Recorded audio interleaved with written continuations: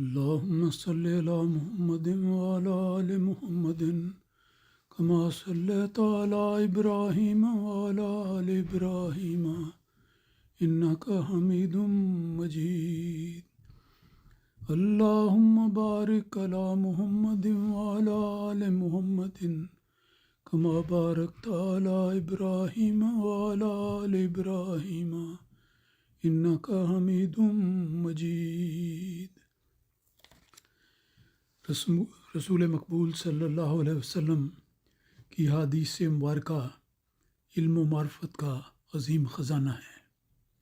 انسان کو اپنی زندگی میں اتار چڑھاؤ آتے ہیں، مختلف حالات سے گزرنا پڑتا ہے، لیکن ہم پر اللہ تعالیٰ کا کتنا احسان ہے کہ اس نے نبی اکرم صلی اللہ علیہ وسلم کی اسوہ حسنہ میں ہمارے لیے ہمیں رہنمائی کا سامان مہیا فرمایا ہے، اور رسول پاک صلی اللہ علیہ وسلم کی بابرکت ارشادات ہمیشہ ہمارے لیے رہنمائی کا موجب بنتے ہیں.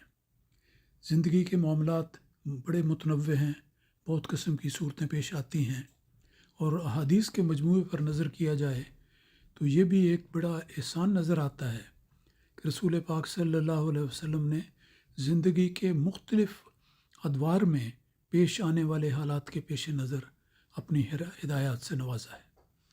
آج کے درس حدیث میں مہمان نوازی اور دعوت کے آداب کے حوالے سے اور مہمانوں کی خدمت کے حوالے سے چند ایک احادیث بیان کی جائیں گی. پہلی حدیث حضرت شریح رضی اللہ تعالیٰ عنہ کی روایت ہے. وہ بیان کرتے ہیں کہ رسول کریم صلی اللہ علیہ وسلم نے فرمایا کہ جو شخص اللہ تعالیٰ پر اور یوم آخرت پر ایمان رکھتا ہے، اس کے لیے ضروری ہے کہ وہ مہمان کی عزت کرے اور ایک دن رات سے 3 دن تک اسے مہمان رکھے. اگر اس سے زائد میں عرصہ مہمان اس کے پاس ٹھہرتا ہے اور وہ اس کی مہمان نوازی کرتا ہے تو یہ اس کی طرف سے ایک صدقہ اور نیکی کی بات ہوتی ہے. اس حدیث میں جو تھوڑی سی آگے بھی ہے، یہ مضمون بیان کیا گیا ہے کہ مہمان نوازی کا وصف بھی انسان میں ہونا چاہیے. مراد یہ ہے کہ انسان اپنے عزیزوں کو، بچوں کو، رشتہ داروں کو ان کی تو خاطر مدارات کرتا ہے، لیکن اگر کوئی بھی اور بھی مہمان آ جائے اور اس کے پاس ٹھہرتا ہے، اس کے پاس ملنے کے لیے آتا ہے، اس کی ضیافت کی جائے. تکلف کی ضرورت نہیں، جو میسر ہو وہ پیش کر دیا جائے، لیکن ادب اور احترام کے ساتھ اس کی مہمان نوازی کرے. اور پھر اگر کوئی مہمان آتا ہے تو اس کو کس طرح پر اپنے مہمان نوازی کے دنوں کی قدر کرنی چاہیے اور اس میں کیا سلوک کرنا چاہیے، اس کی رہنمائی اس حدیث میں ملتی ہے. رسول پاک صلی اللہ علیہ وسلم نے بنیادی طور پر فرمایا کہ آنے والے مہمان کی عزت کرنا ایک مومن پر فرض ہے. اور جب کوئی مہمان آتا ہے، عمومی بیان جاری ہے، تو 1 دن رات سے لے کر 3 دن تک اسے مہمان رکھے. یہ مہمانی کا ایک معین طور پر ایک معروف عرصہ ہے کہ 3 دن تک انسان کو مہمان ضرور رکھنا چاہیے اگر وہ آتا ہے. اگر اس سے زائد عرصہ مہمان اس کے پاس ٹھہرتا ہے اور وہ اس کی مہمان نوازی کرتا ہے تو یہ بات اس شخص کی طرف سے، یعنی مہمان نواز کی طرف سے صدقہ اور نیکی کی بات ہوتی ہے. مراد یہ ہے کہ مہمان ٹھہرا کر اسے اس کی مجبوری کے باوجود بھجوانا اور کہنا کہ وہ چلا جائے، یہ مناسب نہیں.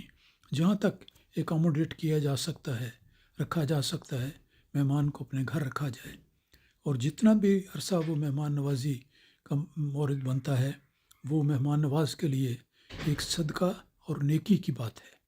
یہ دونوں الفاظ یاد رکھنے چاہیے. صدقہ سے مراد ایک ہدیہ، تحفہ ہے اس جگہ کہ وہ مہمان نوازی اس کی طرف سے تحفہ ہے، اور نیکی کی بات اس کے لیے شمار ہوگی. اور دوسری طرف مہمان کی ذمہ داریاں کیا ہیں؟ یہ نہیں کہ کسی کے گھر جائے اور مہمان بن کر ٹھہرے اور پھر وہاں ڈیرے لگا لے. آپ فرماتے ہیں کہ مہمان کے لیے بھی یہ بات مناسب نہیں کہ وہ 3 دن سے زیادہ بلا اجازت اس کے ہاں ٹھہرا رہے. یہ عمومی باتیں ہیں کہ عام طور پر ایسا ہونا چاہیے کہ مہمان آیا ہے کسی ضرورت کے لیے، کسی کام کے لیے، تو اسے اپنے گھر میں ٹھہرا لیں۔ اگر وہاں پر گنجائش ہے اس کی مہمان نوازی کریں جس حد تک کر سکتے ہیں، لیکن اس مہربانی سے غلط ناجائز فائدہ اٹھانا یہ بات بھی بالکل غلط ہے۔ تو زیادہ دیر وہاں پر ٹھہرا رہے اور میزبان کو تکلیف میں ڈالے، یہ بات ہرگز مناسب نہیں۔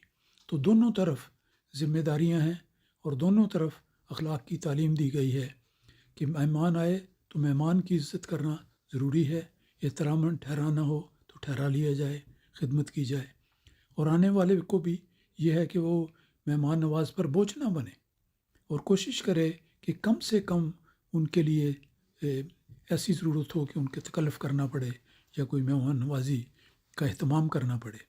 تو دونوں طرف ذمہ داریاں ہیں۔ اس محبت بھرے معاشرے میں اگر ایک آدمی اپنے دوست یا رشتہ دار کے پاس جاتا ہے اور ٹھہرتا ہے تو بڑی اچھی بات ہے، تعلقات بڑھتے ہیں، مضبوط ہوتے ہیں، ایک دوسرے کا حالات کا علم ہوتا ہے، ایک دوسرے کے حالات کو دیکھ کر ان کے لیے ان کی رہنمائی بھی کر سکتے ہیں، اور دعا تو ہر انسان کو کرنی چاہیے، مہمان کو بھی مہمان نواز کو بھی۔ تو دونوں ایک دوسرے کے لیے دعا کریں گے تو یہ ساری صورتحال بے حد باعث برکت ہو جائے گی۔ ایک دوسری حدیث سنیے کہ جب مہمان آئے تو اس کو کس طرح الوداع کہنا چاہیے۔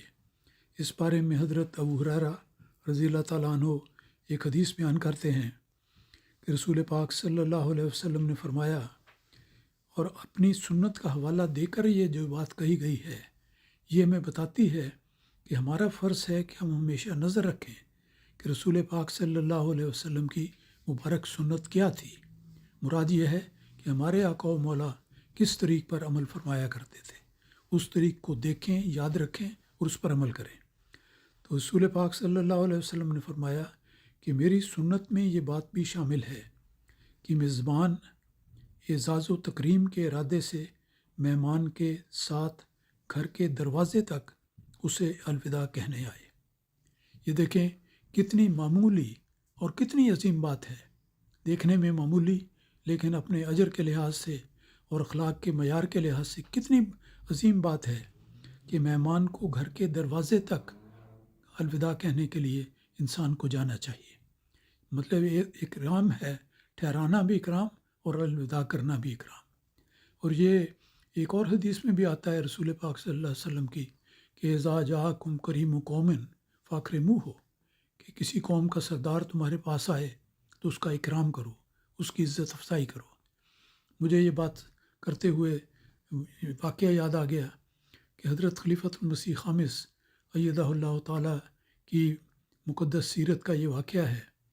چند سال پہلے کی بات ہے، جن دنوں حضور کا قیام مسجد فضل کے قریب ہوتا تھا، تو انگلستان کا عیسائیوں کا سربراہ آرچ بشپ آف کینٹربری یہاں پر حضور کی ملاقات کے لیے تشریف لائے۔ تو حضور ایدہ اللہ تعالیٰ بن اسلیس تو اپنے دفتر میں تھے، جماعت کے افراد نے، نمائندگان نے ان کا استقبال کیا، احترام کے ساتھ ان کو گیسٹ ہاؤس میں لے کر گئے، وہاں تکریم سے بٹھایا اور حضور کی خدمت میں اطلاع عرض کیا کہ حضور مہمان تشریف لے آئے ہیں۔